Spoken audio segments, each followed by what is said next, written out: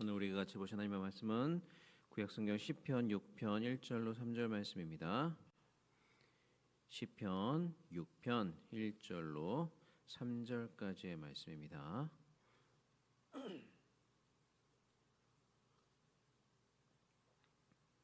다 찾으신 줄로 알고 한 목소리로 같이 읽겠습니다. 여호와여, 주의 분노로 나를 책망하지 마시오며 주의 진노로 나를 징계하지 마옵소서. 여호와여, 내가 수척하였사오니 내게 은혜를 베푸소서. 여호와여, 나의 뼈가 떨리오니 나를 고치소서. 나의 영혼도 매우 떨리나이다. 여호와여, 어느 때까지니까. 아멘. 오늘 우리가 살펴볼 이 시편 6편의 말씀은 흔히 회개의 시편이라고 불리는 이제 7가지 시편의 말씀 가운데 이제 첫 번째 시편입니다. 이 시편에는 회개의 시편이라고 불리는 시편들이 있는데 오늘 시편 6편을 시작으로 32편, 38편, 51편, 102편, 130편 또 143편이 회개의 시편이라고 불리는 시편들입니다. 이 7편의 시편은 죄에 대한 자각, 또 하나님의 진노 앞에서의 두려움, 그리고 용서와 회복의 간구라는 공통적인 그런 주제를 담고 있는 시편들입니다. 자, 그래서 이제 오늘 본문이 그러한 회개의 시편인데요. 그런데 이제 오늘 본문 6편을 잘 보시면 단순히 그렇게 회개하는 내용만 담고 있는 것이 아니라 죄를 고백하고 회개하는 차원을 넘어서 하나님의 그러한 징계 가운데서도 하나님의 은혜와 긍휼을 붙잡는 그런 신앙의 모습을 보여주고 있습니다. 그래서 오늘 이 시편은 우리에게 이렇게 묻고 있는 것 같습니다. 하나님의 나를 징계하시고 그 징계의 고난이 길어지는 상황 가운데에서 우리는 과연 어떤 기도를 하나님 앞에 드리고 어떻게 하나님 앞에 나아가야 하는가? 오늘 이 시간 짧지만 이 시편 6편이 이 질문에 어떻게 대답을 하고 있는지 잠시 살펴보고자 합니다. 자, 시편 6편은요 매우 절박한 호소로 시작을 하고 있습니다. 6편 1절 말씀 다 같이 한번 읽어보겠습니다. 여호와여, 주의 분노로 나를 책망하지 마시오며 주의 진노로 나를 징계하지 마옵소서.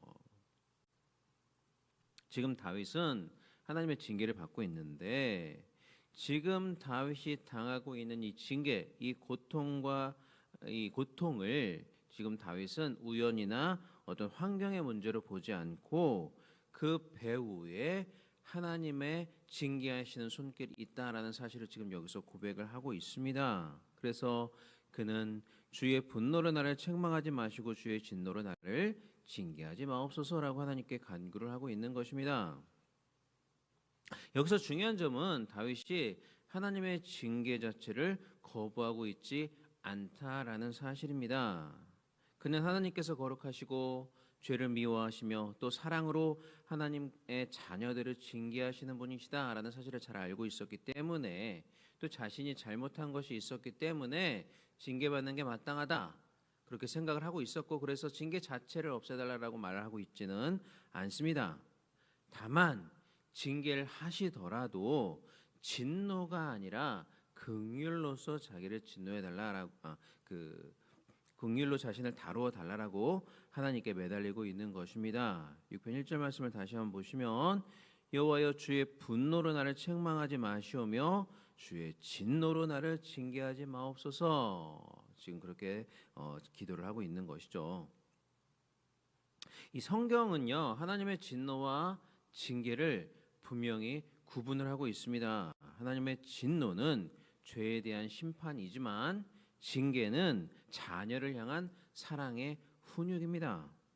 그래서 다윗은 자신이 지금 하나님과 언약 관계에 있는 자라는 사실을 알기 때문에 즉 하나님의 자신의 아버지가 되시고 자신 하나님의 자녀, 하나님의 백성이 된다는 사실을 알고 있기 때문에 비록 자신이 잘못해서 지금 징계받고 있는 것은 마땅하나 그런 상황에서도 진노가 아닌 긍휼로서 자신을 다루어 달라라고 기도를 하고 있다는 것이죠. 그리고 다윗은 자신이 하나님의 선택된 자라는 사실을 알고 있었기 때문에 이렇게 기도를 드릴 수가 있었던 것입니다. 이런 그 확신이 없었다면 하나님 앞에 그런 기도를 드릴 수가 없었겠죠. 그렇기 때문에 이 1절에서 드려지는 이 다윗의 간구는 막연히 감정에 호소하는 것이 아니라 나는 너는 나의 백성이 되고 나는 너의 하나님이 되겠다라고 말씀하셨던 그 하나님의 언약에 근거하고 있는 믿음의 기도라고 볼 수가 있는 것입니다. 그는 하나님께서 죄를 미워하시되 언약 백성을 저버리지 않는 분이시며 또 진노 가운데서도 긍휼을 기억하시는 분임을 믿고 그 믿음의 근거에서 지금 간구를 하고 있는 것입니다. 그렇기 때문에 얼핏 절망 같아 보이는 외침이지만 1절의 외침은 오히려 소망을 붙들고 있는 간구다라고 우리가 볼 수가 있겠습니다. 여러분, 우리도 마찬가지입니다. 우리도 간혹 죄를 지을 때가 있죠. 간혹이 아니라 많이 죄를 짓습니다. 그래서 죄로 인해서 하나님의 징계를 받을 때가 분명히 있습니다. 그렇지만 그럴 때 우리가 기억해야 될 것은 그 하나님의 징계는 결코 우리를 멸망시키기 위한 징계가 아니라 히브리서 말씀처럼 사랑하시는 자를 징계하시고 아들로 인정하시는 자를 훈련하시는 차원의 징계라는 사실을 우리가 알 수가 있는 것이죠. 히브리서 12장 6절 말씀 제가 한번 읽어보겠습니다. 주께서 그 사랑하시는 자를 징계하시고 그가 받아들이시는 아들마다 채찍질 하심이라 하였으니, 사랑하시고 또 자신의 아들이시기 때문에 이렇게 우리를 징계하신다라는 말씀이죠. 이처럼 이 징계의 순간이라는 것은 하나님께서 우리를 버리셨구나라고 우리가 생각해야 될 순간이 아니라 나를 여전히 그래도 자녀로 다루고 계시구나라는 그러한 순간을 우리가 알아야 한다는 것입니다. 그러므로 참된 하나님의 자녀들은 이런 징계의 순간 어떻게 해야 되겠습니까? 하나님의 무서워서 그 아담처럼 하나님의 낯을 피하여 숨어야 되겠습니까? 아니면 하나님으로부터 피하는 것이 아니라 오히려 더 하나님 앞에 가까이 나아가야 될까요? 당연히 우리는 하나님 앞에 더 가까이 나아가야 될 것입니다. 그러면 하나님은 진노가 아닌 긍휼로 또 심판이 아닌 회복으로 우리를 맞이하여 주실 것입니다. 이어지는 2절과 3절에서 다윗은 자신이 당하고 있는 징계의 강도와 깊이를 이렇게 묘사를 하고 있습니다. 2절과 3절 같이 한번 읽어보겠습니다. 여호와여, 내가 수척하였사오니 내게 은혜를 베푸소서. 여호와여, 나의 뼈가 떨리오니 나를 고치소서. 나의 영혼도 매우 떨리나이다. 여호와여, 어느 때까지니까? 지금 다윗은 여기서 이렇게 고백을 하고 있는 것입니다. 하나님, 제가 잘못해서 지금 마땅히 징계를 받고 있지만 이 징계가 너무너무 커서 나의 몸과 영혼이 마치 흔들리는 것 같습니다. 전체가 흔들고 있는 것 같습니다. 정말 이 상태가 지속이 되면 제가 더 이상 견딜 수 없을 것 같은데 주님, 어느 때까지 이 징계가 계속될 것입니까? 이렇게 고백하는 이 고백의 내용만 보면 다윗의 외침은 깊은 절망에서 터져 나오는 탄식처럼 들릴 수가 있습니다. 그러나 여호와여, 어느 때까지니까라는 이 3절의 고백의 말씀은 얼핏 보기에는 절망의 언어처럼 들리지만 그 안에는 분명히 희망이 담겨 있다는 사실을 우리가 알 수 있습니다. 왜냐? 어느 때까지입니까? 라고 고백하는 이 고백은 결국 그 징계의 끝이 있다라는 사실을 전제하고 드리는 고백이기 때문입니다. 그러니까 다윗은 자신이 징계받는 게 마땅하고 지금 징계를 당하고 있지만 이 징계가 나를 멸망하는 데까지 이르지는 않을 것이다. 그때까지 지속되지는 않을 거다라는 믿음을 가지고 있었기 때문에 하나님 앞에 이런 고백을 드릴 수가 있었다라는 것이죠. 그리고 이어서 다윗은 하나님의 인자를 근거로 자신을 구원해 주시기를 구하고 있습니다. 4절과 5절 말씀 우리 한번 같이 읽어보겠습니다. 여호와여, 돌아와 나의 영혼을 건지시며 주의 인자하심으로 나를 구원하소서. 사망 중에서는 주를 기억하는 일이 없사오니 소홀에서 주께 감사할 자 누구리까? 우리가 이전에도 살펴봤지만 시편에서 다윗은 거듭해서 자신의 공로나 의의 근거에서 자신을 구원해 달라고 요청하고 있지 않습니다. 그는 앞선 시편에서도 그랬던 것처럼 여기서도 하나님의 인자하심에 근거해서 그 인자하심으로 나를 구원해 달라고 지금 고백을 하고 있습니다. 다윗은 자신의 몸과 영혼을 전체를 흔들어 버리는 그 징계 가운데서도 하나님께서는 인자하시기 때문에 결국 나를 구원하실 것이다. 자신을 끝까지 붙드실 것이다라는 그 언약적 신실함을 붙들고 있는 것입니다. 여러분, 하나님께서 그런데 이렇게 우리가 하나님의 언약적 신실함을 붙든다고 해서 그렇다고 고통과 징계가 바로 사라져 버리지는 않습니다. 그렇게 우리가 끝까지 하나님의 신실하심을 붙들고 있어도 그 징계가 계속되고 정말 더 깊어지는 것처럼 느껴질 때가 분명히 있습니다. 다윗도 지금 그런 걸 느끼고 있는 거죠. 그렇지만 다윗은 거기서 결코 머무르거나 멈추지 않았습니다. 오히려 그의 기도는 거기서 한 걸음 더 나아가서 하나님의 인자를 신뢰하며 자신의 고통이 지금 얼마나 깊고 오래 지속이 되고 있는가를 숨김없이 하나님 앞에 드러내고 있습니다. 6절과 7절 같이 읽어보겠습니다. 내가 탄식함으로 곤비하여 밤마다 눈물로 내 침상을 띄우며 내 요를 적시나이다. 내 눈이 근심으로 말미암아 쇠하며 내 모든 대적으로 말미암아 어두워졌나이다. 자신이 지금 이런 상황 가운데 있다라는 사실을 하나님 앞에 숨김없이 그대로 드러내 보이고 있습니다. 마치 아이가 부모님에게 나 이만큼 아프다라고 고백하는 것처럼 다윗은 그런 마음을 가지고 여기서 고백을 하고 있는 것이죠. 그런데 이렇게 자신의 아픔과 고통을 숨김없이 드러내고 있다라고 해서 혹시나 다윗의 믿음이 연약해졌나? 우리가 이렇게 생각해서는 안 됩니다. 오히려 이러한 다윗의 모습은 하나님의 인자에 끝까지 매달리는 하나님의 자녀다운 모습이다라고 우리가 생각을 해볼 수가 있는 것이죠. 그렇기 때문에 방금 읽었던 6절과 7절은 하나님의 인자를 붙들고 있는 사람이 하나님의 응답을 기다리는 그 시간 가운데서 어떻게 기도하며 어떻게 견뎌내야 하는지를 잘 보여주고 있다라고 할 수가 있겠습니다. 마지막으로 8절과 10절에서 다윗은 다시 확신 가운데 일어서고 있습니다. 8절로 10절 같이 읽어보겠습니다. 악을 행하는 너희는 다 내게서 떠나라. 여호와께서 내 울음소리를 들으셨도다. 여호와께서 내 간구를 들으셨으며 여호와께서 내 기도를 받으시리로다. 내 모든 원수들이 부끄러움을 당하고 심히 떨며 갑자기 부끄러워 물러가리로다. 아멘. 갑자기 목소리 톤이 바뀌었습니다. 그런데 그렇게 된 것은 자신의 환경이 변해서 그렇게 된 것이 아니라 다윗의 환경은 아직 변하지 않고 있음에도 불구하고 그리고 또 악을 행하는 자들이 여전히 존재함에도 불구하고 다윗의 내면이 변화된 겁니다. 기도하는 가운데 다윗의 내면이 변화된 것이고 그의 시선이 바뀐 겁니다. 그러자 이제는 다른 관점에서 자신이 처한 상황을 볼 수가 있게 되었던 것이죠. 그래서 이제는 악을 행하는 너희는 다 내게서 떠나라 라고 담대하게 외칠 수가 있게 되었던 것입니다. 자, 어떻게 다윗의 시선이 그러면 변화될 수가 있었을까요? 여호와께서 자신의 기도 소리를 들으시고 자신의 간구를 받으실 거다라는 확신이 있었기 때문에 기도한 이후에 그러한 확신으로 말미암아 그의 태도, 그의 시선이 변화될 수가 있었던 것입니다. 특별히 마지막 10절에서 다윗은 이제 그 확신의 결과를 바라보고 있습니다.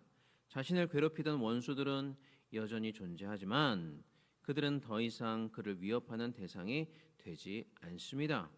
오히려 하나님께서 자신의 기도를 들어주시고 모든 것을 되갚아 주시는 그 신원하시는 날에 그들은 갑자기 부끄러워서 물러나게 될 것입니다. 사랑하는 여러분, 하나님의 나를 징계하시고 그 징계의 고난이 길어지는 상황에서 우리는 어떻게 또 어떤 기도로 하나님 앞에 나아가야 하는가라는 처음의 질문에 이 시편 6편이 어떻게 대답하고 있습니까? 하나님의 나를 징계하시고 그 징계의 고난이 길어질 때조차도 우리는 결코 하나님 앞에서 피해서는 안 되며 오히려 하나님 앞에 가까이 나아가 하나님 앞에 머물면서 자신의 연약함을 그대로 숨김없이 하나님 앞에 올려드리라 라고 시편 6편은 우리에게 말씀을 하고 있습니다. 또한 그렇게 드리는 그 기도는 진노가 아니라 긍휼을 구하는 기도, 또 자신의 의가 아니라 하나님의 인자하심에 소망을 두는 기도, 또 눈물 속에서도 하나님께서 들으신다라는 확신 가운데서 모든 결과를 하나님의 손에 맡기는 그런 기도여야 한다라고 시편 6편은 우리에게 말씀해 주고 있습니다. 올 한 해 이러한 기도 가운데 머무르시며 고난의 시간이 길어지더라도 하나님을 떠나지 않고 오히려 하나님 앞에 더욱더 가까이 나아가는 그러한 저와 여러분이 될 수 있기를 바랍니다. 상황이 아니라 하나님의 성품, 하나님의 인자하심을 바라보며 그 인자하심의 근거에서 끝까지 하나님을 신뢰하는 여러분들이 되시기를 바랍니다. 그리고 눈물의 자리에서도 하나님께서는 나의 간구를 들으신다라는 그 확신을 붙들고 모든 결과를 하나님의 손에 맡기며 믿음으로 여러분들의 그 믿음의 여정을 걸어가시는 그런 한 해가 되시기를 주님의 이름으로 간절히 축원합니다.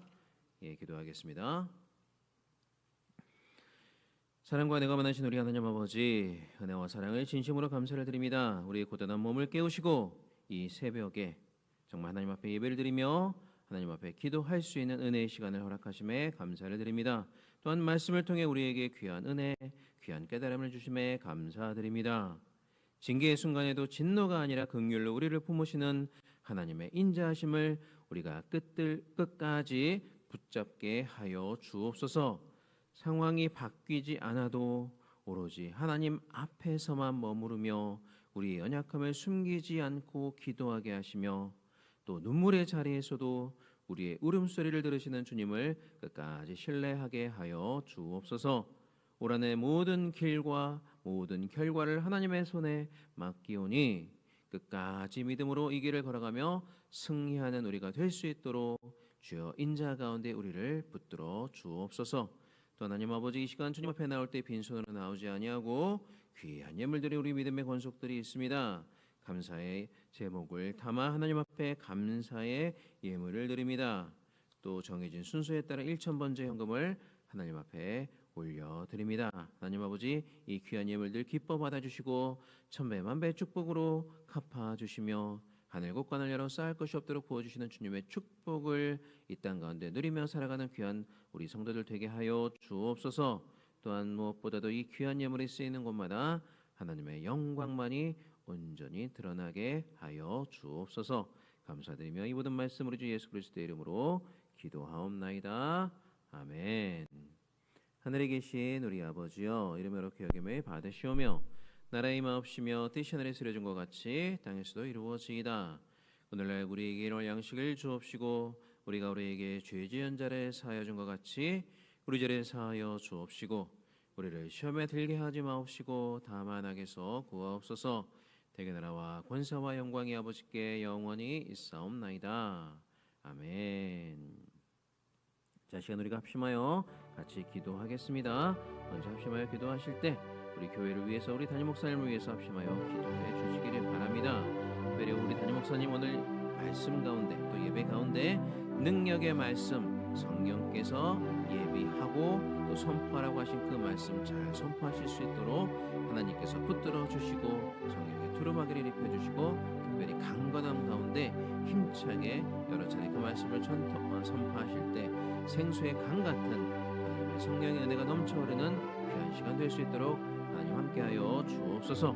또한 귀한 처소에서 드려지는 모든 예배, 어린아이로부터 장년 이르기까지 예배를 드리는 모든 그 예배의 순간마다 하나님 아버지 함께하여 주시고 우리가 드리는 모든 예배가 하나님이 기뻐 받으시는 신령과 진정의 예배가 될 수 있도록 하나님 함께하여 주옵소서. 또한 약속의 말씀 5가지 기도 제목을 놓고 기도하시고 또한 오늘 우리에게 주셨던 귀한 말씀 붙잡고 자유롭게 기도하다 돌아가시겠습니다. 이 시간 다 같이 기도하겠습니다. 사랑과 원하신 우리 하나님 아버지, 은혜와 사랑을 진심으로 감사를 드립니다. 하나님 아버지, 이 시간 우리를 붙들어 주시고